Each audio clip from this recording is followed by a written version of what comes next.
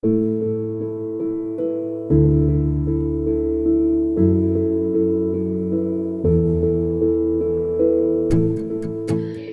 está Ana Elvira ya conectada. Estamos listos para darte la palabra y luego ya vendrán las preguntas. Ah, no, tengo que intervenir yo y luego las preguntas. Pero yo voy a ser muy breve, de verdad, lo prometo. Ok, siempre nos proponemos eso de, hoy voy a ser breve en el proceso. Primero y antes que nada, pues me da mucho gusto verlas juntas por allá en la Ciudad de México. Johanna, Pedro, también ya les vi por ahí. Y bueno, siguiendo como esta línea, pues mi aportación de esta vez tiene que ver un poco con mi propio derrotero formativo, ¿no? Justamente el lunes estaba reflexionando sobre estos ejercicios desde dónde construimos la región, pero también desde dónde aprendemos la región y cómo enseñamos la región, ¿no? He tenido la oportunidad en estos últimos años, particularmente durante la etapa de pandemia, de venir a trabajar en una zona que está a medio camino entre Mérida y Campeche, Mérida y Campeche, perdón, entre Mérida y Chetumal. Y aquí justo a medio camino se encuentra Petos, donde estoy actualmente trabajando, ¿no? Y pues bueno, me he tenido que acercar y trabajar muy cercanamente con los procesos de docencia y revisar mi formación y cómo mi formación o me permitía aproximarme a estos espacios, ¿no? Y coincido con lo que dice Maggie, que no solamente es como la circulación de las fuentes, ¿no? Si bien es una de las formas que nos sirven para rastrear el discurso, aquí más que nunca podemos observar también el flujo de personas, ¿no? Y el flujo de personas con sus respectivos elementos y sus diferentes construcciones, ¿no? Y bueno, me ha tocado también tener que entrarle un poquito al estudio de los campos formativos dentro de la educación y en los campos formativos es particularmente dentro de lo que se conoció otro de lo que, bueno, ahora con la nueva escuela mexicana pues cambia, pero en lo que se conocía como el campo de lo social. Que en este campo de lo social, en cómo se articulaba y cómo los docentes trabajaban, o mejor dicho, los que iban a ser futuros docentes, particularmente desde el campo de la educación básica y hacia los escenarios bilingües o biculturales o de participación de los pueblos indígenas y me ha tocado como reflexionar en estos procesos. Y justamente cuando empezábamos a articular la posibilidad de ofrecer escenarios de especialización para los docentes, ya no solo a nivel licenciatura, sino de formación de los docentes, pues fue muy interesante descubrir que se empiezan a considerar los escenarios desde dónde enseñamos lo básico de las ciencias sociales. Y en las ciencias sociales, en este campo de lo social, se engloban y participan escenarios de la historia, la geografía y lo que se considera como la formación cívica y ética, ¿no? Esta cosa que se inventa un poco el Estado para garantizar los ritos de la nación y celebrar los ritos de la nación, pero que actualmente va cambiando de tono y que tiene que ver con la participación de los individuos en la toma de decisiones y la articulación democrática del país, ¿no? No te vayas, Ana Elvira. Que hace mucho frío el efecto. No, espera, creo que tienes que apagar tu cámara para que te escuchemos, porque te congelaste y ¿En luego te dónde me perdí. fue? Ok. ¿Me escuchas? ¿Ahora? Ya, ahora sí, pero perdimos un Ok, tanto porque ok. Sí, voy a apagar mi cámara porque aquí pues en el pueblo no es como muy estable la señal, ¿no? Dependemos de una antena y de un presidente municipal que si la apaga, pues ya nos quedamos sin comunicación, ¿no? Y un poquito por recordar, bueno, no sé en dónde me quedé, pero en esta idea desde dónde enseñamos la región y desde los campos que se articulan en este proceso, ¿no? En esta idea de los campos formativos, pues vamos a encontrar dentro de la nueva escuela mexicana un campo formativo muy interesante que es el de ética, naturaleza y sociedades. En él se agrupan en los antiguos campos de historia, en geografía y formación cívica y ética. Estos elementos que el Estado, o esta materia, o esta asignatura, que el Estado se inventa para celebrar sus ritos nacionalistas, y que ahora va cambiando cada vez con la apertura hacia la diversidad, ¿no?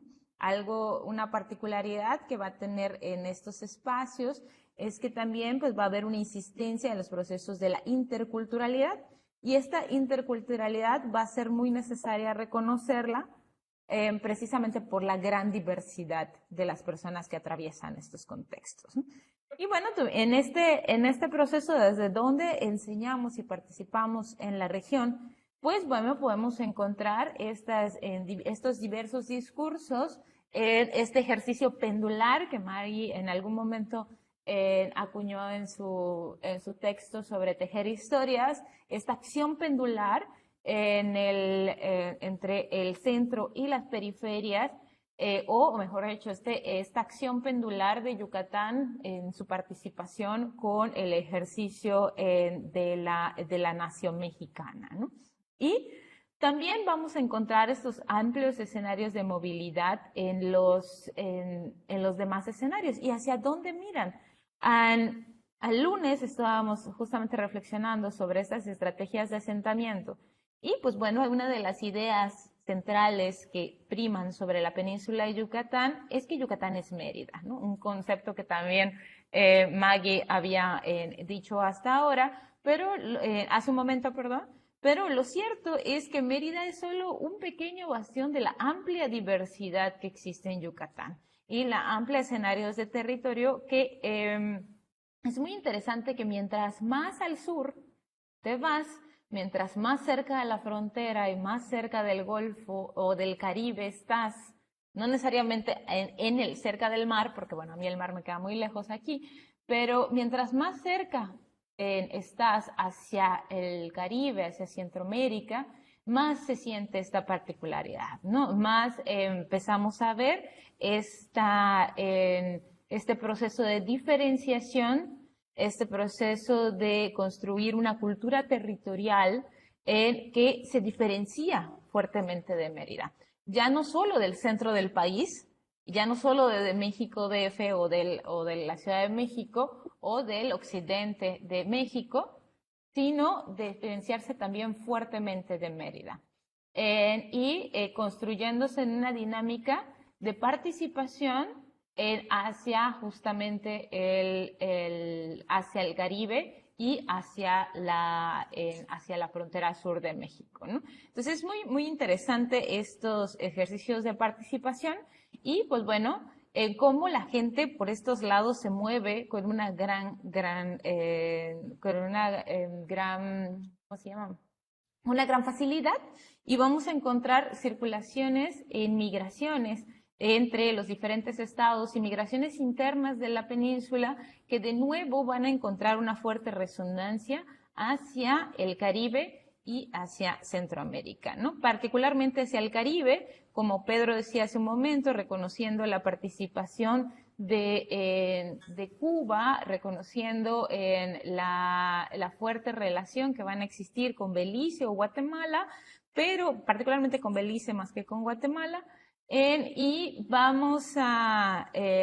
haber una fuerte idea de construirnos justamente o de construir o de enseñar la región rumbo a esos escenarios. Pero lo van a hacer desde la perspectiva de lo maya. lo maya como una forma de comprender, como una cultura territorial que les permite comprender el mundo, pero que no está volteando hacia la ciudad de Mérida. O sea, no es ese maya de la ciudad de Mérida, no es ese maya, no es el maya de Merisbolio, no es el maya del Faisán y el Venado, sino otro tipo de maya, otro tipo de identidad indígena o identidad originaria que se centra en la relación fuerte con el territorio y la movilidad que existe en el territorio. Y desde ahí se están formando nuestros niños. O los niños y los adolescentes, ¿no? He tenido la oportunidad de recorrer en estos escenarios y de trabajar con los diferentes grupos de maestros que se mueven a lo largo de largo y ancho de esta zona. Y pues bueno, podemos constatar justamente esta diferenciación y a la vez una reintegración hacia el interior de estos espacios, en donde coincido con Maggie, ¿no? O sea, no se identifican como caribes, no se identifican en relación al Caribe, porque la autoadscripción es todo un asunto, ¿no? En este proceso, porque la mayoría de ellos todavía están lidiando con un extractivismo lingüístico de carácter étnico que los hace todavía participar o discutir su afirmación primero como dentro de la identidad maya. Ha habido un borramiento de la identidad maya que bajo el concepto de mestizo, y bueno, apenas se está recuperando ese concepto de lo maya y a partir de ahí están conceptualizando o participando, comprendiendo esta dimensión territorial que para ellos queda claro que está lejos de Mérida, ¿no?